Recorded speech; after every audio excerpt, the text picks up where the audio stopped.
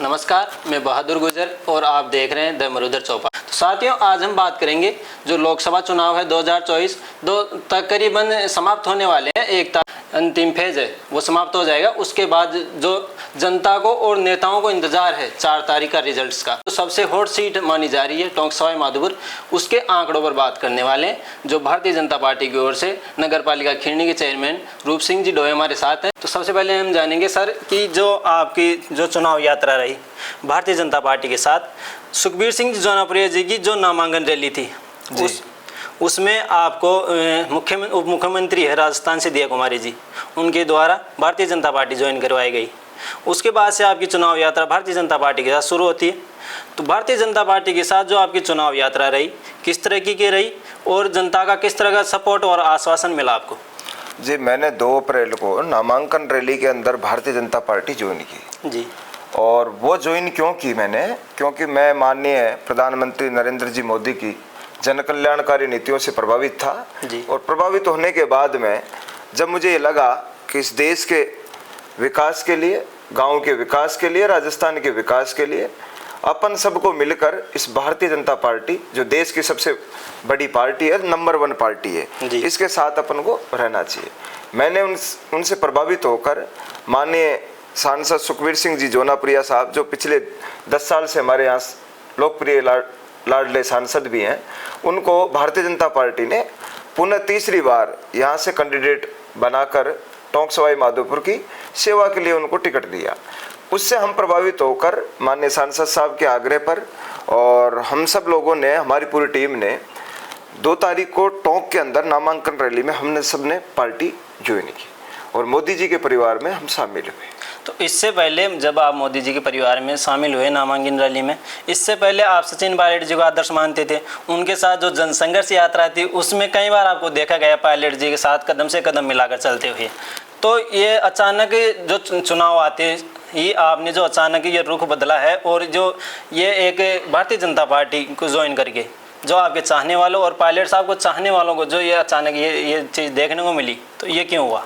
जी, मैंने पहले कोई पार्टी ज्वाइन नहीं कर रखी थी। पहली बार मैंने भारतीय जनता पार्टी ज्वाइन की है जी। और मैं आदर्श स्वर्गीय श्री राजेश जी पायलट साहब को और स्वर्गीय कर्नल बैंसला जी को मानता था और मानता भी रहूँगा। लेकिन आज आपने जो सवाल किया है कि वे पायलट साहब के साथ थे, पायलट साहब बहुत ही प्रभावित और युवाओं के आइकॉन है, यूथ आइकॉन भी है। माननीय पायलट साहब भी पूरे 5 साल मेहनत की और मेहनत का मज़ा कोई दूसरा ले गया। तो हमने सोचा कि पायलट साहब के साथ जिस प्रकार का हुआ है उसी प्रकार का आगे समय में हमारे साथ भी होगा, ये तय है। इसलिए हमने ये फैसला लिया कि हम भारतीय जनता पार्टी में देश के प्रधानमंत्री भाई नरेंद्र जी मोदी साहब के साथ में मिलकर भारतीय जनता पार्टी के हाथ मजबूत करें और हमारा राजस्थान में एक पहला प्रत्याशी जो भारतीय जनता पार्टी ने यहाँ से तीसरी बार गुर्जर समाज को दिया है उसको जिताने में अपन सबसे सहयोग करें। इसलिए मैं माननीय जौनपुरिया जी के साथ था और पायलट साहब आज भी हमारे आइकॉन है और रहेंगे और पायलट साहब से हम प्रभावित भी हैं। लेकिन पायलट साहब को जो काट रहे हैं कांग्रेस पार्टी के अंदर, वो लोग हम सब लोगों का भला नहीं कर सकते। वो लोग एक ही बात चाहते हैं कि पायलट साहब को यहाँ से फ्री करें और राजस्थान से बाईकाट करके इसको बाहर भेज दें। पायलट साहब को पहले 5 साल तक जो मेहनत की, उस मेहनत में उसका फल 0/0 मिला और उनको राजकार्य में जिस प्रकार के जो काम मिले वो राजकार्य नहीं मिले और राजद्रोही का मुकदमा में फंसाने के लिए भी पूर्व मुख्यमंत्री माननीय अशोक गहलोत ने पूरी प्लानिंग के साथ में माननीय पायलट साहब को फंसाने का जो काम किया था। लेकिन पायलट साहब अच्छे सच्चे नेता थे, उनकी मेहनत पर लोगों को विश्वास था।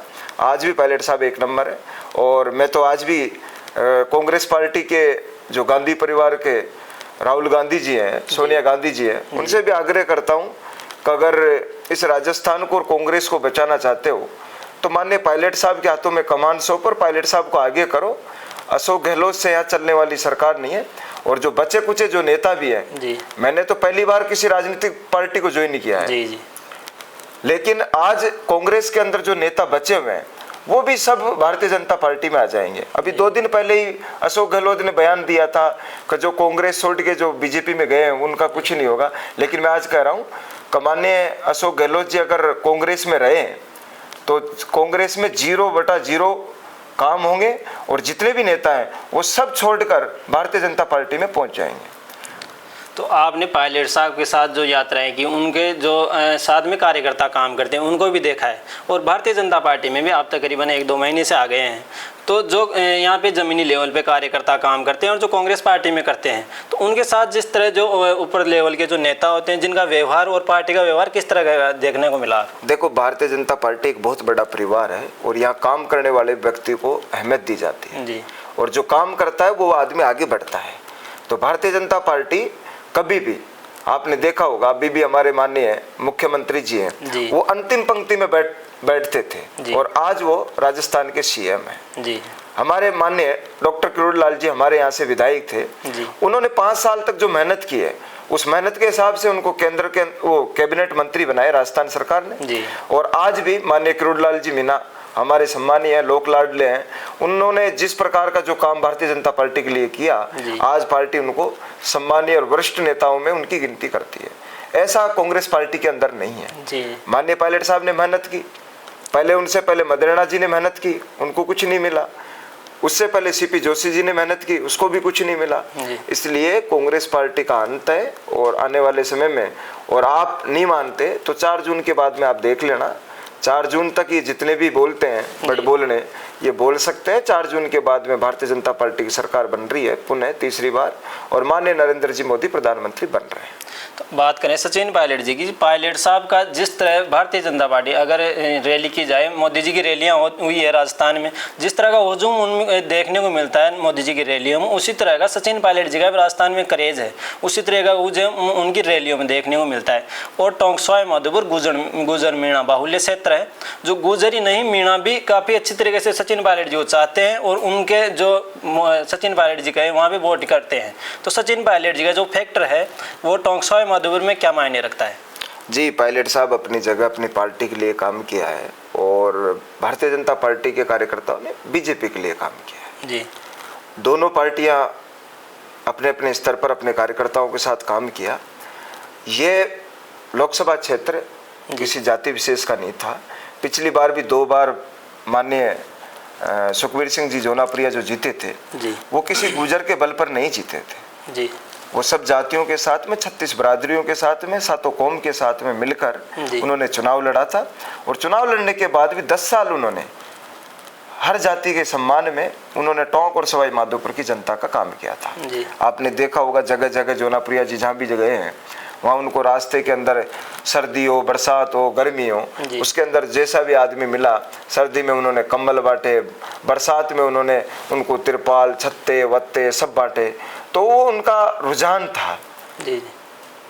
आज गर्मी है तो गर्मी में भी वो पानी की सेवा कर रहे हैं, कभी अपने जानवरों के लिए कुछ डाल रहे हैं, बंदरों के लिए कुछ डालते हैं। तो ऐसा सेवा भावी अपन को ऐसा लोकप्रिय उम्मीदवार मिला था।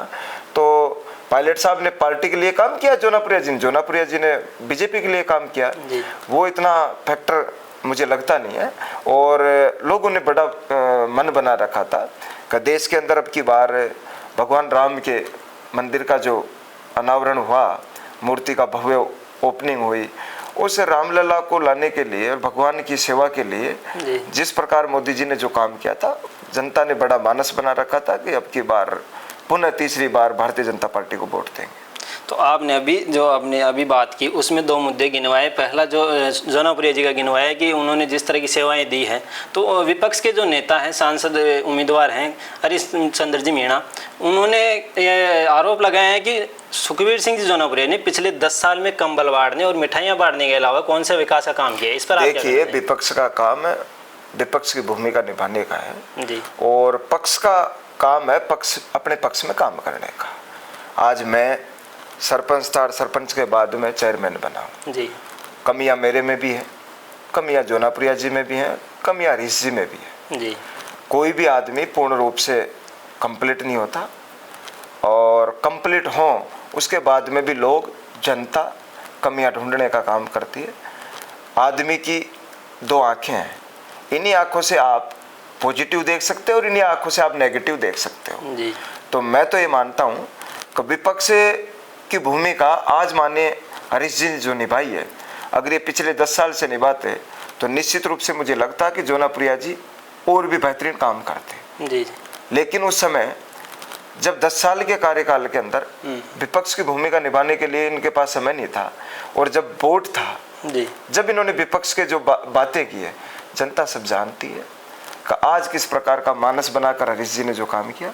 मैं मानता हूं कि विपक्ष की भूमिका निभाई, हरीश जी का भी वेलकम करते हैं। प्रत्याशी थे, प्रत्याशी अगर विपक्ष की बातें नहीं करता तो वोट कैसे मिलता। जी।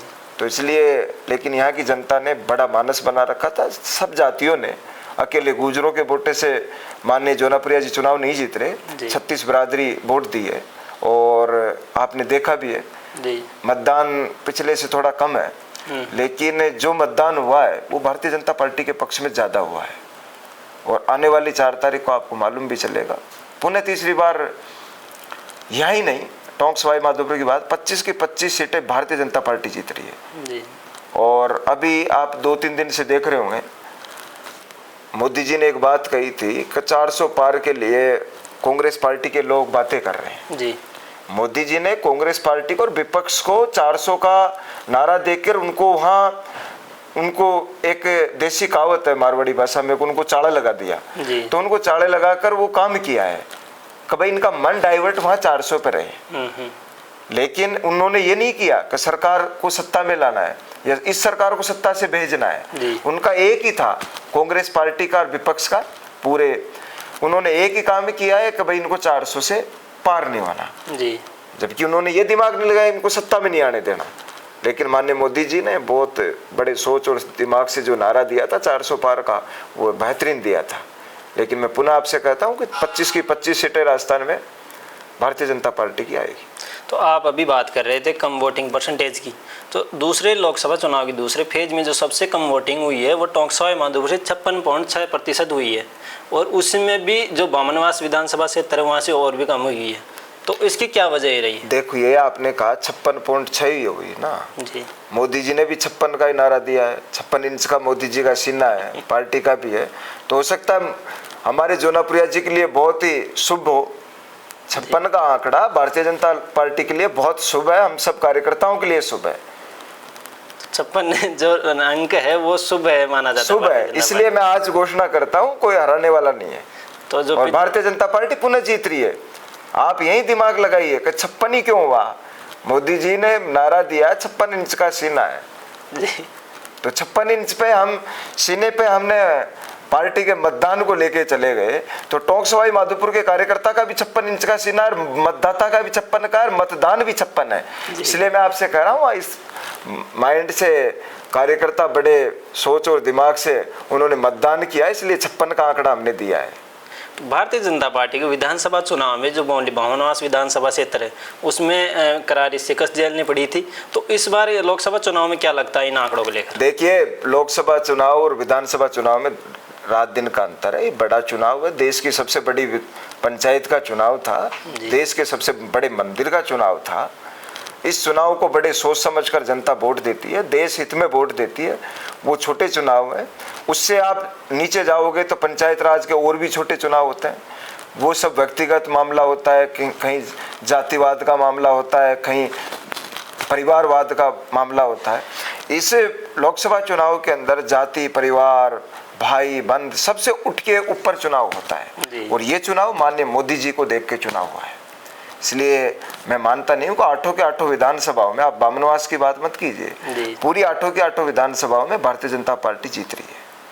तो सर, जो एक सबसे बड़ा मुद्दा था इस बार भारतीय जनता पार्टी के पास वोट को लेकर, और कांग्रेस पार्टी ने उस पर कई आरोप लगाए भी हैं कि जो भारतीय जनता पार्टी है इस बार राम मंदिर के नाम पर वोट मांग रही है, और मंदिर के नाम पर तो है ही, मगर धर्म के नाम पर राजनीति करना और इस तरह वोट मांगना किस हद तक सही है? देखिए, भारतीय जनता पार्टी ने राम मंदिर के नाम वोट मांगे, ये बात बिल्कुल सही है। राम मंदिर बनाया किसने? भारतीय जनता पार्टी ने। जी। जब जो आदमी मकान बनाएगा तो उसमें रहने का अधिकार किसका है? उसी का। सही। तो आज भारतीय जनता पार्टी ने, जब इनका राज था कांग्रेस पार्टी का 40 साल 45 साल इन्होंने राज किया, जब ये खाते, राम जी को उठा के ये भी माथे पर रख सकते थे, लेकिन इन्होंने हिंदू और मुस्लिम के अलावा कोई बात नहीं की। इन्होंने इस मुद्दे को ये समझा कि हमारा मुस्लिम वोट खिसकेगा, इसलिए इस मुद्दे पर इन्होंने काम नहीं किया। आज मोदी जी ने जो काम किया है राम मंदिर के लिए, धारा 370 के लिए, 3 तलाक के लिए, तो ये सब काहे के लिए किया जी। तो ये उन्होंने जो काम किया, आज मैंने जो मेरे पंचायत के अंदर, मेरे नगर पालिका में जो काम करूंगा, मैं अगला काम, अगला वोट उसी काम पर मैं मांगूंगा जी। अगर मैं काम नहीं करूंगा तो मैं उस चीज के लिए वोट नहीं मांग सकता। इसलिए माननीय मोदी जी ने, भारतीय जनता पार्टी के कार्यकर्ताओं में बड़ा खुशी का विषय था। और जब भव्य मंदिर का उद्घाटन हुआ जी, तो नुता राहुल गांधी जी के और गांधी परिवार को दिया था, जाते मंदिर के दर्शन करते जी। इनको किसने रोका। और कांग्रेस पार्टी भी राम जी के नाम से वोट मांग सकती है, मांगते जी। लेकिन मांगे कैसे, उधर मुस्लिम समाज के वोट खिसकते हैं। भारतीय जनता पार्टी कभी किसी जाति विशेष की, धर्म विशेष की बात नहीं करती, लेकिन वो बात इसलिए करती है धर्म विशेष की, जाति की और मंदिर की, क्योंकि उन्होंने उस पर काम किया है जी। भारतीय जनता पार्टी ने इस बार मुस्लिमों से भी आग्रह किया है, क्योंकि 3 तलाक का काम मुस्लिमों के लिए जो भारतीय जनता पार्टी ने किया वो कोई नहीं कर सकता था। जी। आज मुस्लिम बहनें कितने सुख प्रकट कर रही है, उनको इसका कितना बड़ा फायदा मिला है। इसलिए हमें भारतीय जनता पार्टी को अब की बार हिंदू ही नहीं, माइनॉरिटी के वोट भी मिले, बड़ी संख्या में मिले।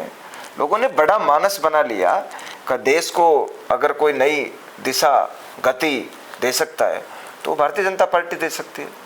ये जितने बड़े बड़े रोड थे जी, कल्पना की कभी? आज यहाँ से, इस मेरे गांव से, खिरनी से दिल्ली पहुँचने के लिए पहले 6-6, 7-7 घंटे लगते थे, आज 3 घंटे में दिल्ली पहुँचो, 1.5 घंटे में जयपुर पहुँचो, 20 मिनट में माधोपुर पहुँचो। तो ये सब चीज़ें, ये विकास किस पर निर्भर है? अच्छी सड़कें हैं, बिजली, पानी, सबकी समस्या अच्छी है। समस्या उठाने का काम कांग्रेस पार्टी का था, अच्छी समस्याएं थी उनके पास, लेकिन उन्होंने काम नहीं किया। इन्होंने काम किया, पानी पर भी काम किया, पानी की समस्या पर अच्छी समस्या थी, लोगों के बहुत बड़ी समस्या थी, लेकिन कांग्रेस ने काम ही नहीं किया। आज मोदी जी ने केंद्र सरकार का जो जितना भी डेवलपमेंट का जो काम था, पंचायतों के अंदर जो केंद्र से, जो FFC से जो राशि होती है, वो एक भी किस्त बकाया नहीं जी। हर जगह जो रोजगार के काम थे, जो ये लोग कहते हैं कि सारा प्राइवेट कर दिया जी, आप प्राइवेट आप भी कर सकते थे। मोदी जी ने जो काम किया है, आप कोई सा भी रेलवे स्टेशन देखिए, एयरपोर्ट देखिए, बस स्टेशन देखिए, गांव का कोई हाईटेक सिटी देखिए, वो डेवलपमेंट क्यों हुआ? ये मोदी जी ने क्यों सोचा? जब 40 साल इन्होंने राज किया, 50 साल राज किया, इससे पहले राज राजाओं का था, उसके बाद में तो कांग्रेस पार्टी का ही राज था ना जी। तो कांग्रेस वालों ने क्यों नहीं सोचा? राम जी की कथा आज की तो थी नहीं। वनवास कब हुआ? 14 साल पहले, 14 साल का जो वनवास हुआ, ये 14 साल पहले की घटना तो थी नहीं जी। ये तो बहुत पुरानी थी। राम जी के वनवास के बाद राजाओं का राज गया, उसके बाद में कांग्रेस पार्टी का राज आया, कोई भारतीय जनता पार्टी का राज नहीं था जी। तो अगर कांग्रेस पार्टी चाहती तो राम मंदिर बनवाती, राम मंदिर का भव्य उद्घाटन करती, उस समय इनको रोकने वाला कौन था? लेकिन इन्होंने रोकने का काम नहीं किया, इन्होंने उसको मुद्दा बनाकर मुस्लिमों को वोट लेकर 40 साल 50 साल का जो राज किया है, राजनीतिक रोटियां सेकी है, वो इसके लिए सेकी है।